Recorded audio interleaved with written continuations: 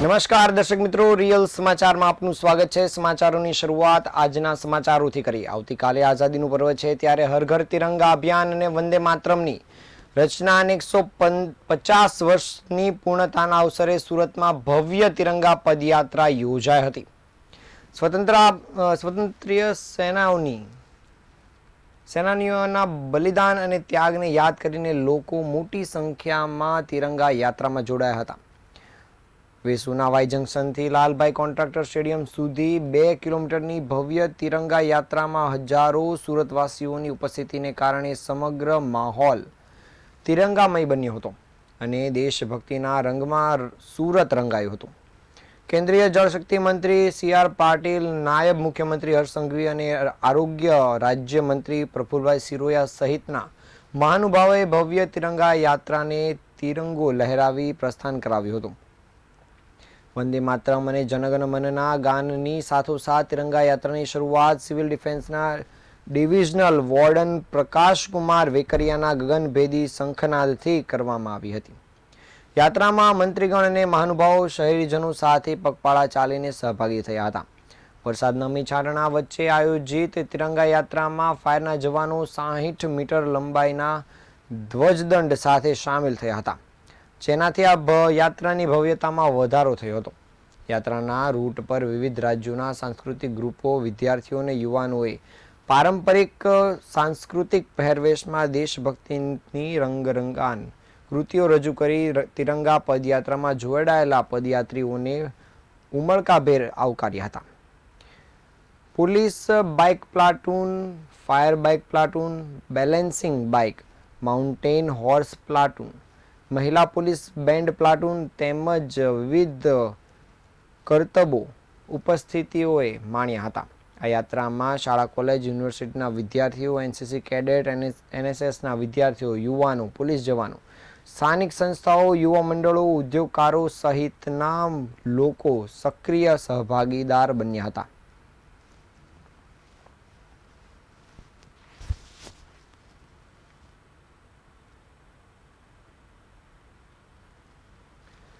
સુરત શહેરના Kapodra police station દ્વારા પણ દેશભક્તિના માહોલ વચ્ચે ભવ્ય તિરંગા યાત્રાનું આયોજન કરવામાં આવ્યું હતું। આ યાત્રામાં સિદ્ધ કુટીર અને સાધના સ્કૂલના મોટી સંખ્યામાં વિદ્યાર્થીઓ જોડાયા હતા। તિરંગા યાત્રામાં પોલીસ કર્મચારીઓએ પણ વિદ્યાર્થીઓ સાથે ઉત્સાહભેર ભાગ લીધો હતો। હાથમાં તિરંગો લઈને વિદ્યાર્થીઓ અને પોલીસ કર્મચારીઓએ સમગ્ર કાપોદ્રા વિસ્તારમાં યાત્રા યોજી હતી। દેશભક્તિના ગીતો સાથે નીકળેલી આ તિરંગા યાત્રાથી સમગ્ર કાપોદ્રા વિસ્તાર દેશભક્તિના રંગે રંગાયો હતો। યાત્રા દરમિયાન ભારત માતાના જય ઘોષ અને દેશભક્તિના નારાઓથી વાતાવરણ ગુંજી ઉઠ્યું હતું। આ યાત્રામાં મોટી સંખ્યામાં વિદ્યાર્થીઓ જોડાયા હતા।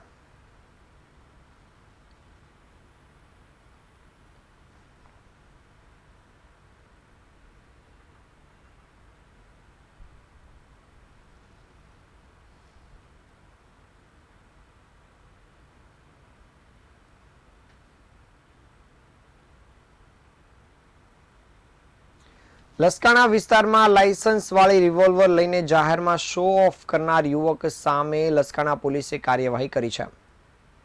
પોલીસને બાતમી મળી હતી, જેના આધારે ટીમે ગણતરીના સમયમાં આરોપીને ઝડપી પાડ્યો હતો। પકડાયેલા આરોપીની ઓળખ આશીષભાઈ સાકરિયા તરીકે થઈ છે, જે યુનિટી ટાવર સરથાણા ખાતે રહે છે।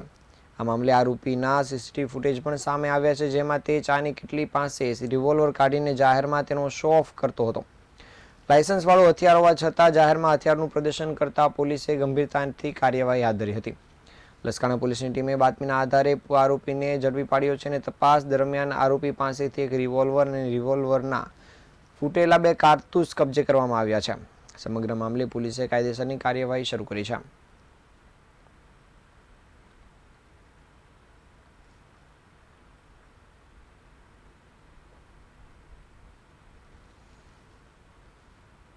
પવિત્ર શ્રાવણ માસ ચાલી રહ્યો છે, તેની સાથે જ સનાતન હિન્દુ ધર્મના અનેક તહેવારોની પણ શરૂઆત થઈ રહી છે।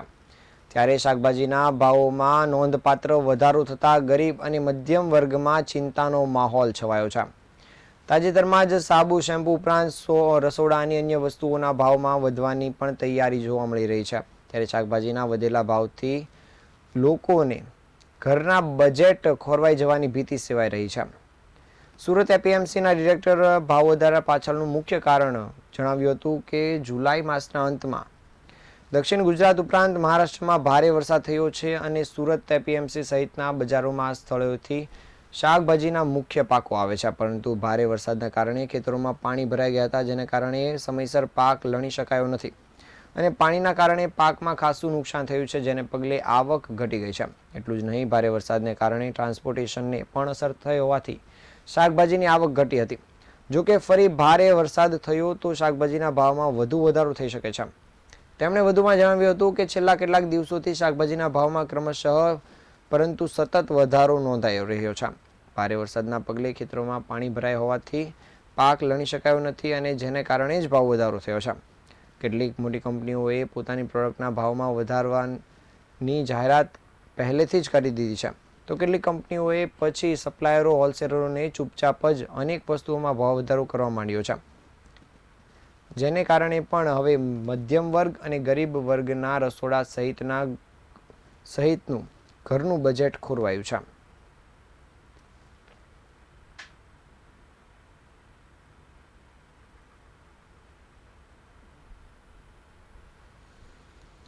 સુરતના લાલગેટ વિસ્તારમાં સફાઈ કામદારો દ્વારા પોતાના પડતર પ્રશ્નોના ઉકેલ માટે 48 કલાકના પ્રતિક ધરણાનો પ્રારંભ કરવામાં આવ્યો હતો. વર્ગ 4ના કર્મચારીઓની વિવિધ માંગણીઓને લઈને સફાઈ કામદારોએ મનપા સામે વિરોધ નોંધાવ્યો છે. સફાઈ કામદારોની મુખ્ય માંગણીઓમાં સ્વૈચ્છિક નિવૃત્તિ બાદના પ્રશ્નોનું નિરાકરણ, રહેમ રાહે નોકરી આપવા સહિતની માંગણીઓનો સમાવેશ થાય છે. ઉપરાંત નવી નીતિઓને લઈને પણ કર્મચારીઓમાં અસંતોષ જોવા મળી રહ્યો છે. ધરણા દરમિયાન વોચ એન્ડ વોર્ડ વિભાગ સામે પણ ગંભીર આક્ષેપો કરવામાં આવ્યા છે. વિરોધ દરમિયાન રાષ્ટ્રગાન અટકાવવાના આક્ષેપને લઈને વિવાદ વધુ વકર્યો હોવાનું સામે આવ્યું છે. આ મામલે પોલીસ ફરિયાદ કરવાની પણ જાહેરાત કરવામાં આવી છે. સફાઈ કામદારોએ તેમની તમામ પડતર માંગણીઓ અંગે તાત્કાલિક ચર્ચા કરી યોગ્ય ઉકેલ લાવવામાં આવે તેવી માંગ કરી છે. માંગણીઓનો સંતોષકારક ઉકેલ નહીં આવે તો આંદોલનને વધુ ઉગ્ર બનાવવાની ચીમકી પણ અપાઈ છે.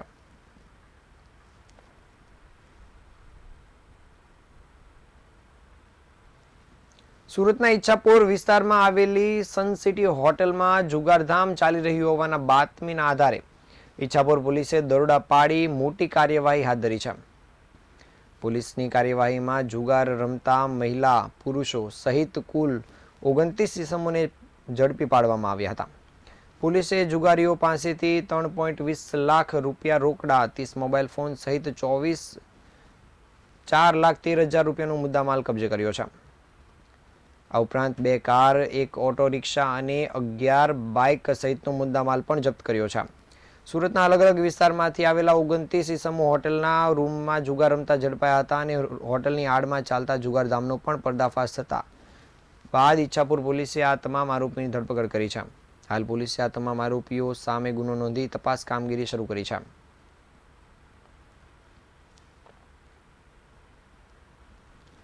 સુરત શહેરના ક્રાઇમ બ્રાન્ચે ડ્રગ્સના નેટવર્ક સામે કડક કાર્યવાહી કરીને 2 આરોપીઓને ઝડપી પાડ્યા છે. પોલીસને બાતમી મળી હતી, જેના આધારે મીંડોળા ખાતેથી તોકીર ઉર્ફે બિલ્લા રહીશ ખાનની ધરપકડ કરવામાં આવી છે. તપાસ દરમિયાન સામે આવ્યું હતું કે ભેસ્તાના યાસીન શેખે તોકીર પાસેથી ડ્રગ્સ મંગાવ્યું હતું. આરોપીઓ મુંબઈથી ડ્રગ્સ લાવી સુરતમાં વેચાણ કરતા હોવાની કબૂલાત કરી હોવાનું પણ સામે આવ્યું છે. આરોપીઓ મુંબઈના સમીર પાસેથી ડ્રગ્સ મેળવતા હોવાની પણ માહિતી મળી આવી છે. ત્યારબાદ પોલીસે ભેસ્તાનના યાસીન શેખની પણ ધરપકડ કરી હતી. યાસીન વિરુદ્ધ અગાઉ એનડીપીએસના એક્ટ કેસ નોંધાઈ ચૂક્યા હોવાનું પણ સામે આવ્યું છે. પોલીસે ડ્રગ્સ સહિત કુલ 1,71,000નો મુદ્દામાલ જપ્ત કર્યો છે. હાલ યાસીન ડ્રગ્સ ક્યાંથી લાવતો અને કોને આપતો હતો તે અંગેની પણ તપાસ શરૂ કરાઈ છે.